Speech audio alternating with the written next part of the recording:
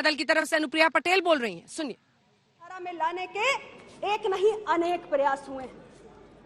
सामाजिक न्याय के मापदंडों पर हमारी सरकार ने एक ऐसा उदाहरण पेश किया है जिसको आने वाली सरकारों को अनुसरण करने की आवश्यकता है। देश के सर्वोच्च संवैधानिक पद पर राष्ट्रपति के पद को कौन सुशोभित कर रहा है? सामाजिक व्यवस्था के सबसे निचले पायदान से आने वाली परम श्रद्धेय राष्ट्रपति जी श्रीमती द्रौपदी मुर्मू जी। ये लोकतंत्र की ताकत नहीं तो और क्या है? अध्यक्ष जी, सवाल ये है कि पहले की सरकारों में ऐसी पहल क्यों नहीं हुई?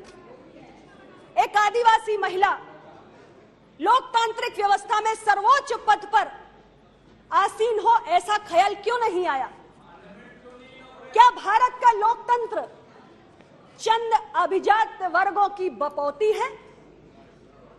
अध्यक्ष महोदया, मोदी जी की सरकार ने इस भ्रम को तोड़ के रख दिया है। हमारे मंत्रिमंडल को देखिए और आज मंत्रिमंडल में पिछड़े, दलित, वंचित की भागीदारी को देखिए। पूर्व की सरकारों के मंत्रिमंडल के स्वरूप को भी स्मरण कर लीजिए। ज्यादा कुछ कहने की आवश्यकता मुझे नहीं है। कितने पिछड़ों को, दलितों को, आदिवासियों का आपने मंत्री बनाया था। पीछे की पंक्ति में बैठने का काम नहीं करेगा इस देश का दलित, पिछड़ा, आदिवासी अग्रिम पंक्ति में आकर बैठेगा। ये मोदी जी ने व्यवस्था को बदलने का काम किया। केंद्रीय विद्यालय, नवोदय विद्यालय, सैनिक स्कूल, इसमें पिछड़े वंचित समाज के बच्चे भी जाकर पढ़े। ये पहले किसी ने क्यों नहीं सोचा? रोका था क्या आपको किसी ने? राष्ट्रीय पिछड़ा वर्ग आयोग को संवैधानिक दर्जा देने की मांग अध्यक्ष जी हमारे विद्वान साथी है, कितने वर्षों तक इस संसद के अंदर उठी है। क्या कुछ काम हुआ उस पर? अगर नहीं हुआ तो क्यों नहीं हुआ? मैं जो सवाल पूछ रही हूं उसका तो जवाब दो। अरे 2011 में आपने क्यों नहीं कराई? 2011 में आपने क्यों नहीं कराई? 2011 में जातीय जनगणना आपने क्यों नहीं कराई? आपको किसने रोका था? मैं पूछना चाहती हूं आप लोगों से। अरे अपने गिरेबान में झांक के देखो। अध्यक्ष जी, नीट की परीक्षा में पीजी के एडमिशंस में ऑल इंडिया कोटा के तहत पिछड़ों का कोटा, पिछड़ों को इसमें प्रतिनिधित्व मिले, ये मांग भी कब से उठ रही है? 2014 में मोदी जी की सरकार है, ये तो उससे पहले से उठ रहा है विषय। क्यों नहीं चिंता की गई? क्यों नहीं चिंता की गई? क्या मोदी जी का इंतजार कर रहे थे?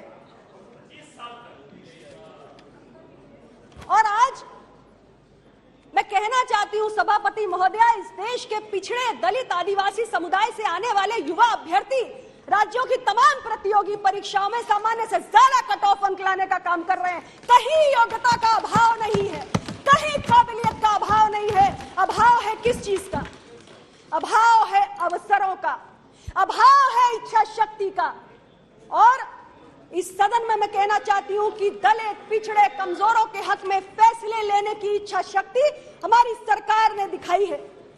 इस देश के वंचित तबके को, पिछड़ों को, दलितों को, कमजोरों को मोदी जी के नेतृत्व में यकीन है, विश्वास है, आपको हो ना हो। हमें युवाओं के भविष्य की चिंता है। हमारी सरकार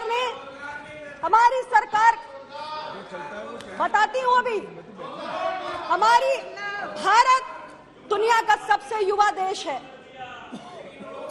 आपको युवाओं की ताकत पे भरोसा हो ना हो, हमें है।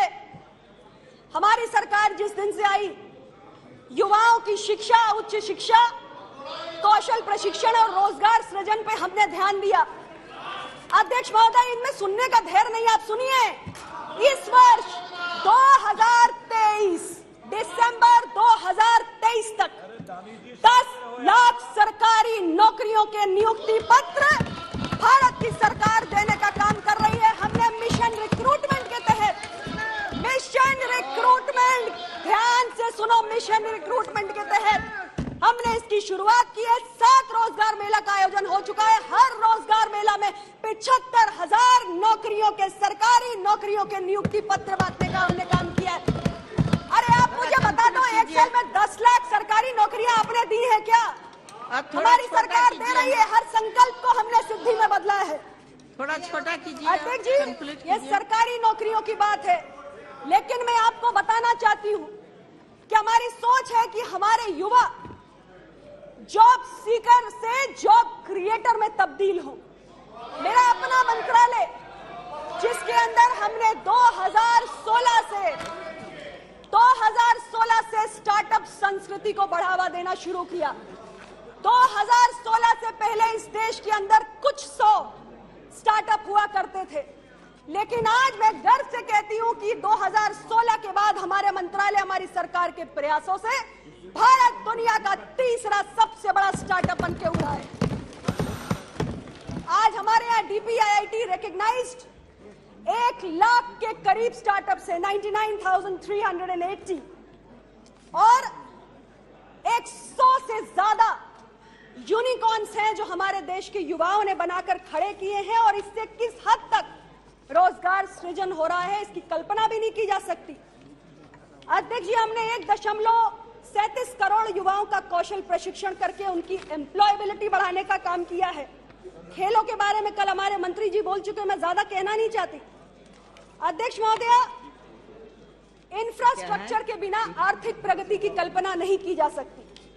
और मैं इस सदन में कहना चाहती हूं कि जिस स्केल और जिस स्पीड पर, जिस स्पेस और जिस मैग्नीट्यूड से हमारी सरकार ने पूरे देश के कोने कोने में देश के समग्र, संतुलित और समावेशी विकास को ध्यान में रखते हुए हमने इंफ्रास्ट्रक्चर का निर्माण किया है, चाहे वो हाईवेज का निर्माण हो, मेट्रो का विस्तार हो।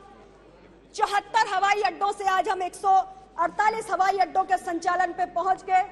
3.28 लाख किलोमीटर हमने ग्रामीण सड़कें बना दी।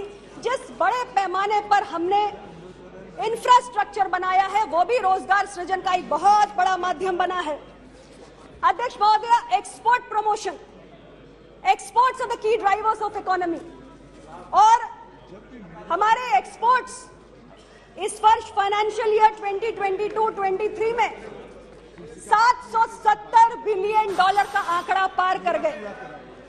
पिछले वर्ष 676 बिलियन के हमने एक्सपोर्ट्स की प्राप्त किए थे, तो पिछले वर्ष से इस वर्ष 13.8% की वृद्धि हुई। और अगर मैं इस क्वार्टर की बात करूं तो अप्रैल से जून के बीच में हम ऑलरेडी 182 बिलियन डॉलर का एक्सपोर्ट का आंकड़ा पार कर चुके हैं। हमारा लक्ष्य है कि 2030 तक हम $2 ट्रिलियन का एक्सपोर्ट करके दिखाएंगे। यह भारत की क्षमता है, और इसके लिए प्रधानमंत्री जी ने हमें कहा है कि हमें लोकल गोज ग्लोबल, इस दिशा में आगे बढ़ना है। हम अपने एक्सपोर्ट डेस्टिनेशंस के साथ ही अपने एक्सपोर्ट बास्केट्स को भी डाइवर्सिफाई करने में निरंतर लगे हुए हैं। और सबसे बड़ी बात है, हमारे रक्षा मंत्री जी यहाँ पर बैठे हुए हैं। 2014 में 1941 करोड़ का हमारा रक्षा निर्यात था, जो आज 2022-23 में 16,000 करोड़ पहुंच चुका है। मैं बोल सकती हूँ थोड़ा? टाइम हो गया है आपका, इसलिए थोड़ा शॉर्ट कर लीजिए। तो बोलना है तो 2 घंटा तक बोलते रहिएगा। अध्यक्ष महोदया, हमारे टाइम हो गया, आप क्या बोलूं? हाँ, थोड़ा बोल लीजिए। अध्यक्ष महोदया, मैं थोड़ा सा कृषि पर जरूर बोलना चाहूंगी, क्योंकि किसानों के लिए बहुत दर्द और पीड़ा यहाँ पर हमारे विपक्ष के साथियों द्वारा व्यक्त की जाती है। इसलिए मैं कहना चाहती हूँ कि किसानों के लिए सिर्फ बातों से काम नहीं चलता, बजट देना पड़ता है, योजनाएं लानी पड़ती हैं। 11 करोड़ से ज्यादा की धनराशि प्रधानमंत्री किसान सम्मान निधि के माध्यम से किसानों के खाते में डायरेक्ट बेनिफिट ट्रांसफर करके दिखाया हमने। 1 लाख करोड़ का एग्रीकल्चर इंफ्रास्ट्रक्चर फंड खड़ा किया हमने। और कृषि बजट में 2013-14 से आज 2023-24 में हमने 5.7 गुना की वृद्धि की है। जो हमारा बजट 2013-14 में 21,933 करोड़ हुआ करता था, वो आज बढ़कर 1,25,036 करोड़ हो चुका है।